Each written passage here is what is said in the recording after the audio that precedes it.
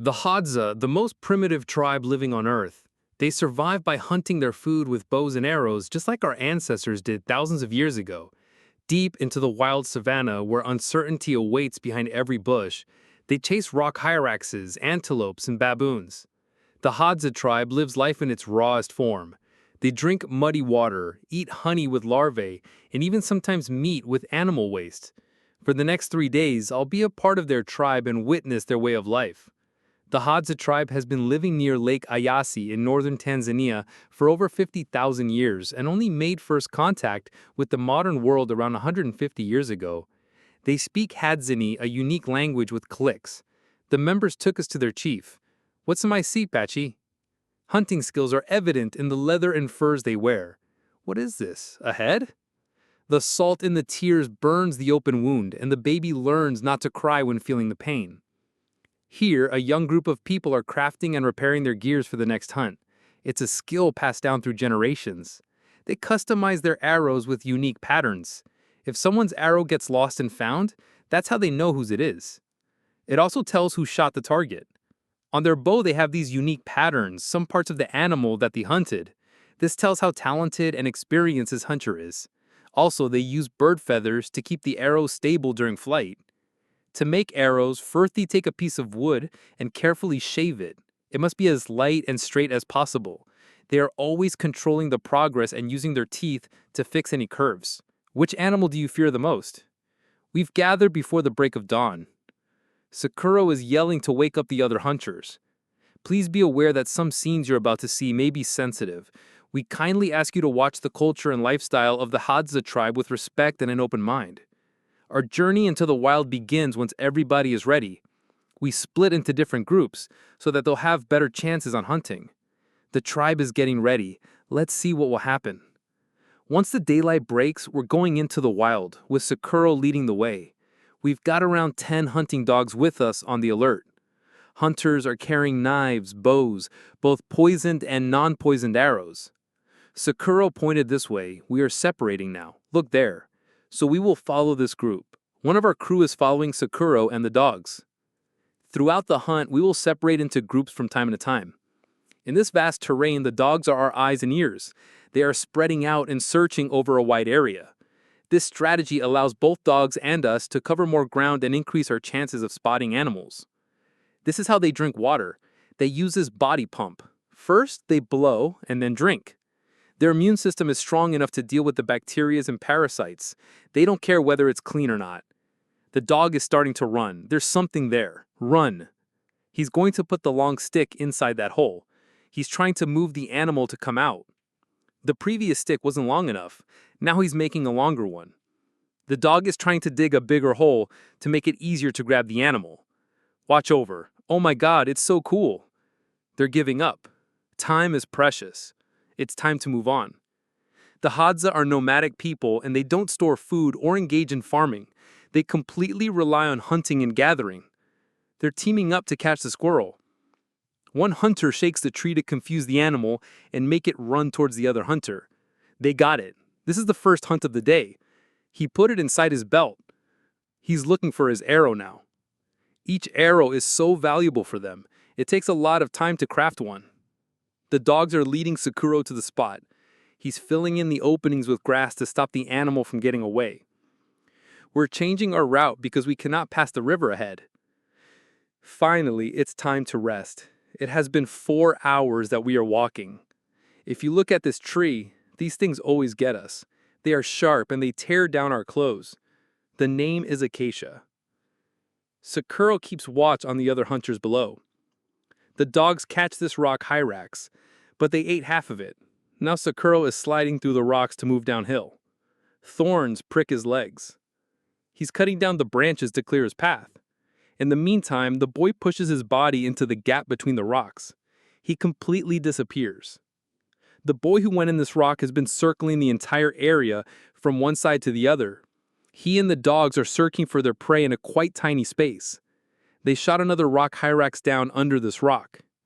They saw something else there. I think dogs are onto it now. They are trying to pull it out. It's a food that is ready, but unreachable yet. The one in the nest has been caught. The animal is still alive. He's trying to end his way. That's a bad way to go. A bad way to go. He caught another hyrax. Another hyrax. Hello, my friend. We're gonna have some fun. This is the third hyrax. In just 50 years, the Hadza lost 90% of their lands to neighboring tribes, cutting down trees and driving away wildlife for crops and livestock. So they used to live all this area. The drop in animal population has made hunting and survival more difficult for them. Their way of life is at risk. Watch this. He makes a fire in less than a minute just by spinning the arrow fast between his palms. Now they take a break to consume a type of plant as they believe it boosts their vision and ups hunting chances. Even walking in this terrain is a challenge. The boy is looking for a mongoose. He's checking every gap he can reach. Don't judge. This is the way they live. This is how our ancestors have survived. It was a very tiring hunt. Very tiring. We walked 36,000 steps in just 7 hours while tracing animals in the mountains. He says for the baboons, they prefer the bottom meat. And which part? The head, the tail, the neck? Dogs are waiting patiently to get some pieces of the leftovers. They start eating the hunted animal from the nails. They don't waste any part of it. They consume the meat along with soft bones. You can hear the pops and cracks with each bite they take. Let's eat this part. I'm honored that the Hadza people share the hunt with me, which they got with a lot of effort. But for those who really want to learn what rock hyrax meat is like, it's honestly quite rubbery. They spend their free time making you arrows to replace the ones that they have lost during the hunt. With each Hadza tribe consisting of around 30 people, the average lifespan is around 32 years. It's actually because of the high rate of infant mortality. Typically, a Hadza woman gives birth to 4 kids, but just 1 or 2 of them can survive. Honey is their liquid gold, packed with energy and vital nutrients to keep them going strong in the wild. It is the most consumed food in the tribe. We are near a baobab tree. You see a hole inside the tree up there. That's where the honey is. They're going to cut a piece of wood to attach it. They use it as a ladder to climb up. There are like thousands of bees inside this tree. On one hand, another hunter is preparing a fire to make a smoking stick.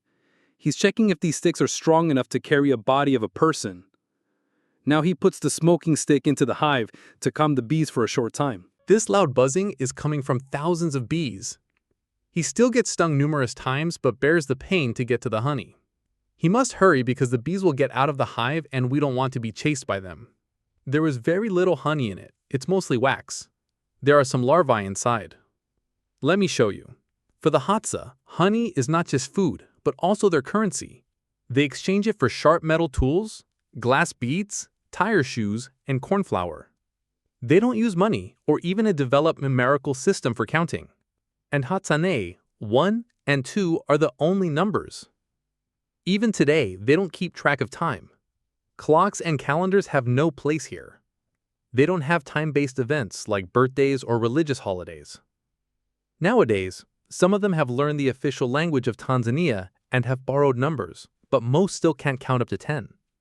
To express numbers beyond 5, like the 8 in this case, he needs to combine them. What will he say?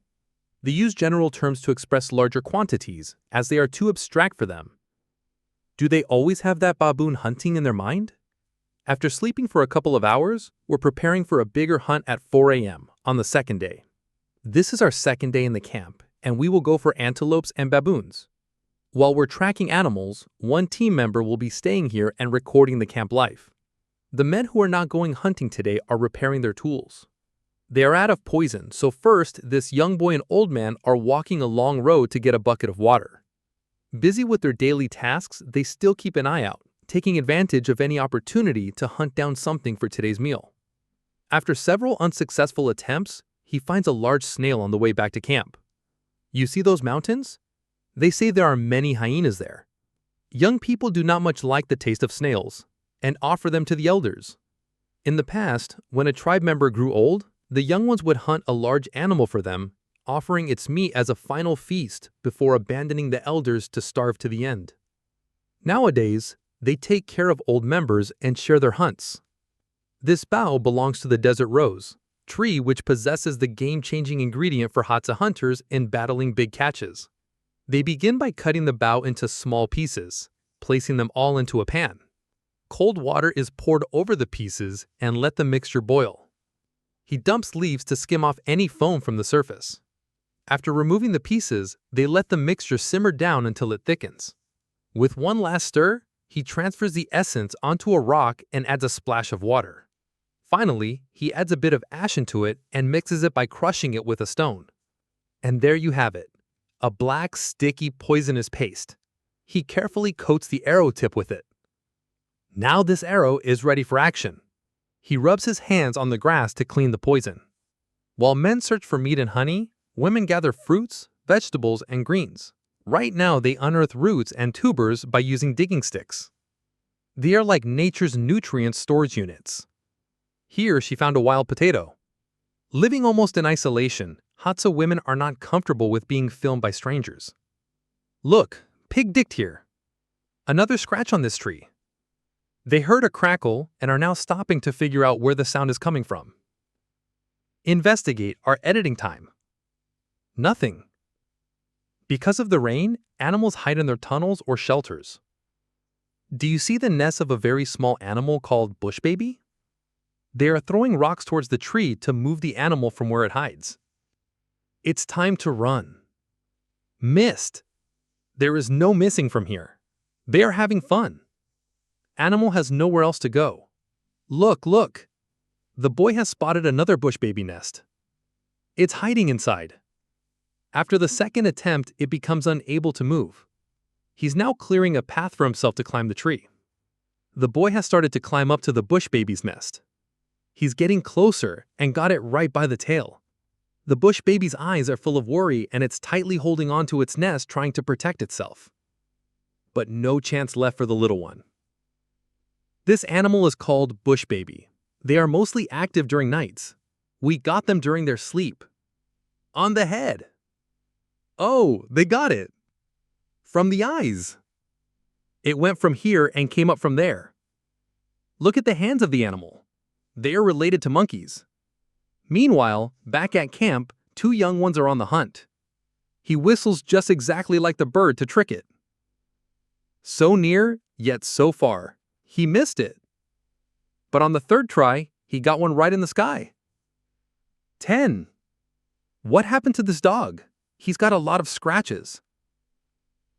Since rain has stopped, the animals can now come out of their shelter. And Hadza are ready to get them. He's got it. He's got it. A very beautiful bird. The dog seems so sure. There is definitely something. No? Although they are often loyal, the dogs sometimes act faster than the Hadza hunters and take the hunt for themselves. He's trying to catch the bird with his hand. Sakura and the other hunters are exhausted now. Taking a break from the hunt, we're heading back to camp. Then is the last time he ate. What does he think about death? Where does he think he will go when he dies? Young ones are still learning how to shoot an arrow, and this is their class time. Ooh, nice. What are their dreams for the future? Yeah, they don't have future concepts. They don't know when they're going to die. Early again, we're on day 3 with the Hadza tribe. While we were sleeping, a group that had gone out for a night hunt has just made it back. They got an antelope. It's called Dick Dick. While we're getting closer to the baboons, those who stayed at the camp have started to build a hut. Right now, 2 men are heading into the bush to collect suitable branches and leaves. Baboons are smart animals. They keep moving around when they sense something. They don't like human contact. We have to keep up. Come on. They went to ask if they saw any baboons around.